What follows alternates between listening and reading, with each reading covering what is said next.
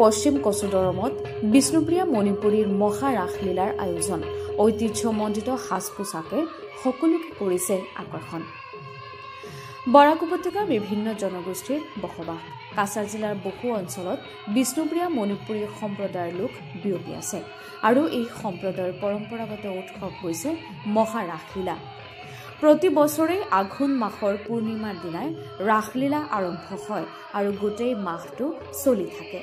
বিষ্ণুপ্ৰিয়া মণিপুৰী সম্প্ৰদায়ৰ লোকে শিলচৰৰ বিভিন্ন স্থানত ৰাসলীলাৰ আয়োজন কৰিছে। শিলচৰৰ সমীপৰ চেংকুৰি পশ্চিম কচুদৰমত এটা বৃহৎ সংখ্যক বিষ্ণুপ্ৰিয়া মণিপুৰী সম্প্ৰদায়ৰ বসবাস। প্ৰতি বছৰৰ দৰে পশ্চিম কচুদৰমতো কেইবাখনো গাঁৱৰ ৰাইজে আয়োজন কৰিছে মহা ৰাসলীলাৰ। ৰাসলীলা প্ৰতিদিনেই নিশা 9 বজাৰ পৰা আৰম্ভ হয় আৰু গোটেই ৰাতি চলি থাকে।